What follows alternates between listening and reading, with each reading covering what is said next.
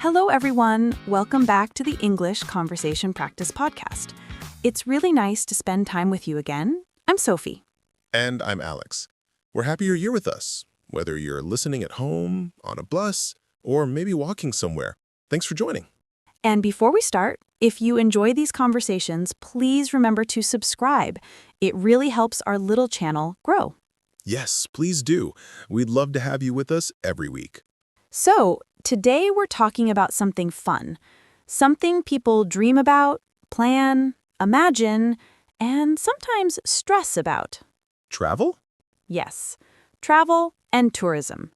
How we talk about it, how we feel about it, and the little stories that come with it. I love travel stories.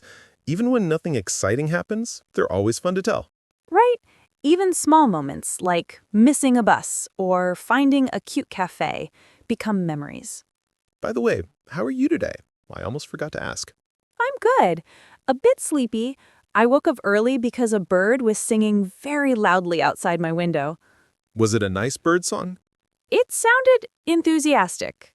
Very enthusiastic, like it was performing a concert at 6 a.m. Ah, yes, nature's alarm clock. Very generous. What about you? How's your day? Pretty good. I made pancakes this morning, and I accidentally burned the first one, as usual. The first pancake is always the sacrifice. Exactly. It's like a tradition. You burn the first one to protect the rest. So true. Anyway, talking about travel makes me think of breakfast in different places. I love trying local food when I travel. Me too. Food is such a big part of tourism. Sometimes I choose a destination based on food. Really? Yes, once I traveled to a small town just because I heard they had amazing homemade ice cream. Did they? They did. I still think about it. I like that. Traveling for ice cream sounds very important. It is. Ice cream is serious business. So, how do you usually start planning a trip? Do you search online, ask friends, daydream for 3 months before deciding? Honestly, I daydream first. I imagine beaches, mountains, cities. I choose depending on my mood. Sometimes I want calm places, sometimes busy places. I get that. Some days you want to sit near the ocean doing nothing. Other days you want to explore every street of a new city. Exactly. What about you? I start with the weather. I don't want to go somewhere freezing when I'm in a warm and happy mood. Have you ever chosen the wrong season? Yes, once I booked a trip thinking it was summer there, but it was winter. Cold, windy, rainy. I brought t-shirts. Only t-shirts. Oh no. I spent the first 2 days looking for a jacket. A warm jacket. A very warm jacket. Travel, the adventure of learning what you forgot to pack. Exactly. But that's part of the story. True. Travel stories always include something unexpected. A missed train, a strange hotel room, or discovering a place you didn't plan to visit. That's my favorite part. When you find something by accident, like a small restaurant or a beautiful street. Or when you meet friendly locals who tell you where to go. Yes, I once asked a local person for directions, and instead of explaining, he walked with me for 10 minutes to show me the place. That's so kind. It made my day. People you meet while traveling are often the best part of the experience. Agreed. And I think travel helps us understand the world better, even small trips. Definitely. So let's continue. When you think about travel, what's the first thing that comes to your mind? The first thing that comes to mind when I think about travel is the feeling of leaving home. That moment when you close your door, take your bag, and step outside. It feels like the beginning of a little adventure. Yes, that moment is special. It's like the air feels different, even if you're just walking to the bus stop or the taxi stand. Exactly. And you look around thinking, okay, I'm really doing this. I know that feeling. And then there's the airport or train station energy. People rolling suitcases, looking at screens, trying to find their gate. Yes, I love people watching at airports. Everyone's going somewhere for a reason. Vacations, family visits, work trips. There's a mix of excitement and stress. I always try to guess where people are traveling, like, that person looks like they're heading somewhere warm. Or someone wearing a thick coat and looking very unhappy with life. Probably going somewhere cold. Or returning from somewhere cold. True. I once saw someone wearing flip-flops at the airport in the middle of winter. They looked very confused. Maybe they forgot the season too, like you did. Probably. Maybe it's a common problem. So, when you arrive in a new place, what's the first thing you like to do? I like to walk around. Not too far, just the little walk near the hotel. I like to see the streets, smell the food, feel the atmosphere. It helps me understand the place. Same here. I like exploring quietly. I don't do anything big on the first day, just looking around. I think the first day is for getting comfortable. Your brain needs time to adjust. Yes. And my feet need time to adjust too. I always walk a lot when I travel. Oh, me too. I walk so much that my phone thinks I've turned into a marathon runner. Congratulations! You have walked 25,000 steps today. Exactly. And I'm like, no phone, I'm just trying to find a bakery. That's very relatable.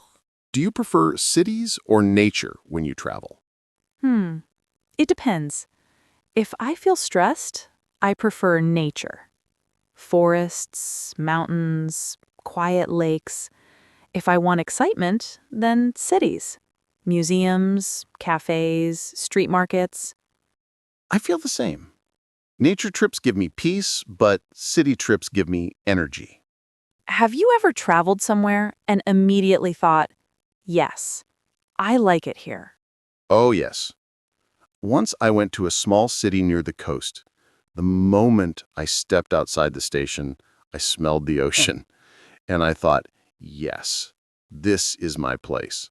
That sounds lovely. What about you? I once visited a mountain village. It was small, quiet, and surrounded by green hills. The houses were old and beautiful. I arrived in the evening and there was this warm orange light everywhere. I fell in love instantly. That sounds like a movie scene. It felt like it. And there was a little bakery that made the softest bread. I still remember the smell. Food memories are powerful. Yes. And travel makes them even stronger. When you try something new in a new place, it becomes part of the memory forever. Exactly. And sometimes the best moments happen when things don't go as planned. Oh, yes. Travel never goes perfectly. There's always something unexpected. Like getting lost. That happens to me a lot. Me too. But sometimes getting lost helps you discover something special. That's true. I once got lost in a small city and found a quiet park with a beautiful fountain. No tourists, no noise, just locals sitting on benches reading books. That sounds perfect. It was. And I wouldn't have found it if I hadn't taken the wrong street. Maybe that's the magic of travel. The surprises. I think so. It makes every trip a little story. Speaking of stories, I have one that still makes me laugh. Oh, tell me. Okay, so a few years ago, I was traveling with a friend. We were in a small town, and we decided to take a bus to visit a famous viewpoint. You know, one of those places where everyone takes the same photo of the sunset. Sounds lovely so far. Well, the problem was we got on the wrong bus. Oh, no. Yes, we didn't realize it until the bus left the town and started driving into the countryside. At first, I thought, wow, this route is very peaceful. But then I noticed something strange. What was it? There were only elderly people on the bus, and they all seemed very relaxed, like they took this bus every day. My friend and I looked like confused tourists who had lost their map and their minds. Did you ask the driver? We tried, but he didn't speak English, and my friend didn't speak the local language. I knew only 1 or 2 words, and none of them were helpful. I mean, the most useful phrase I knew was, "Thank you." That doesn't help at all. Not even a little. So we just sat there, smiling nervously. After about 20 minutes, the bus stopped outside a building, and suddenly, every elderly person stood up and got off. Oh no, where were you? At a retirement community. That is not a sunset viewpoint. Definitely not. One lady looked at us like, "Why are these 2 children here?" And honestly, I had the same question. What did you do? We just stayed on the bus and waited. Thankfully, the driver understood we were lost, so he waved his hand like, "Don't move." And then he drove us back to town. He rescued you. Yes, he was our hero that day. We didn't make it to the viewpoint, but we did get a nice view of some cows and a peaceful neighborhood. Honestly, that sounds like a sweet memory. It is now. At the time, it was a little embarrassing. But later, it became one of my favorite travel stories. I love that. I feel like those wrong bus moments stay with you more than the perfect sunsets. Exactly. What about you, Sophie? Any big travel mistakes? Oh, yes. I once took the wrong train. I was in Germany and I was supposed to take a train to a city called Mainz. Very simple. But I accidentally got on a train to a city called Mannheim. That's not even close, is it? Not at all. And the funniest part is, I didn't notice for a long time. I was just enjoying the scenery, smiling, thinking, what a beautiful route. You were peacefully traveling in the completely wrong direction. Exactly. When I finally realized, I panicked a little, but then I just had to laugh. I mean, what else can you do? That's the perfect travel attitude. And actually, Mannheim turned out to be really charming. I walked around for an hour, had a little snack, and then took the right train. So it became a bonus trip. Yes, sometimes the detours are the best part. Do you think traveling teaches people to be more flexible? Definitely. When you travel, you learn to accept surprises. Sometimes your bus is late. Your hotel room looks different from the pictures, or your suitcase decides to take its own vacation. Oh, yes. Lost suitcases. Terrifying experience. Have you had that happen? Once. My suitcase went to Spain without me. It went on holiday alone? Yes. It arrived 2 days later looking very proud of itself. That's hilarious. But honestly, even that became part of the trip. I had to buy a couple of simple clothes and toiletries. It made me feel very minimalistic. Sometimes travel teaches us we don't need as much stuff as we think. Exactly. And it teaches us patience and how to laugh at ourselves. I think that's why travel stories are fun. They're not just about places. They're about the little human moments. Yes, and speaking of moments, I want to hear another one of your stories. Okay, I have one. It's small, but I still think about it. So, this happened a few years ago when I traveled alone for the first time. I was in a small coastal town, and I arrived early in the morning. I still had my suitcase with me, and I was walking slowly through the streets, trying to find my hotel. The air smelled like the ocean, and everything was very quiet. That sounds peaceful already. It was. And then something simple happened. This older shop owner was opening his little bakery. He saw me walking with my suitcase, looking tired, and he just smiled and said, "Good morning," in the warmest way. Oh, that's sweet. Then he pointed to a bench nearby and said something like, "You can rest there." He didn't speak English well, and I didn't speak his language, but somehow we both understood each other. That's the magic of travel. You don't always need perfect words. Exactly. And he brought me a warm bread roll. Just gave it to me for free. I still remember the smell. It was so soft and warm. That tiny moment made my whole day. I love that. Sometimes the small kindness from strangers becomes the best memory. Yes, travel creates these little connections with people, with places, with moments. And those moments are usually when you're carrying a suitcase, looking a little lost. Probably. Maybe I always look lost. I think everyone looks lost when they're in a new place, even confident travelers. You're trying to find your hotel, your hostel, your Airbnb, whatever it is. You're checking your map, checking street signs, checking your bag to make sure your passport is still there. Yes, the passport check. I do that about 20 times a day when I travel. Same, and when I'm at the airport, I check it even more. I feel like I open my backpack every 5 minutes to make sure my passport and boarding pass are still alive. Me too. And when you finally sit on the airplane, there's this moment of relief. Like, okay, I made it. Yes, and then the adventure really begins. New hotels, new food, new streets, new languages. I think that's why travel feels magical.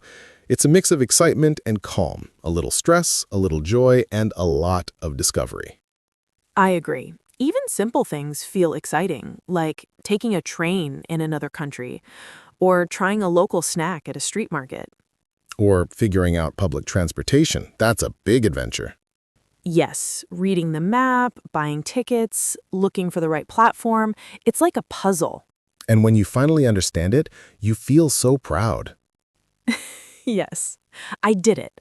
I am now a master of the metro system. Travel vocabulary becomes part of you. Words like ticket counter, platform, luggage, boarding pass, reservation, check-in desk, they all feel real when you're actually using them in life, not studying them. Yes, because you're living the experience. And every time you travel, your confidence grows a little. I think that's one of the best things about traveling. It teaches you about the world and about yourself. Well said. So, I think this is a good moment for our question of the day. Yes, let's do it. Okay, today's question of the day is, what is one place you dream of visiting someday and why? Such a beautiful question. I love hearing people's travel dreams. Me too. So please tell us in the comments. We really enjoy reading your stories. Yes, we do. And if you liked this conversation, please don't forget to like this video, subscribe, and click the bell so you never miss a cozy English conversation with us. It really helps our channel and our little community grow. Thank you so much for joining us today. We hope you feel relaxed, inspired, and maybe a little excited about your next trip. Have a wonderful day wherever you are. And we'll see you in the next episode. Bye for now. Bye-bye.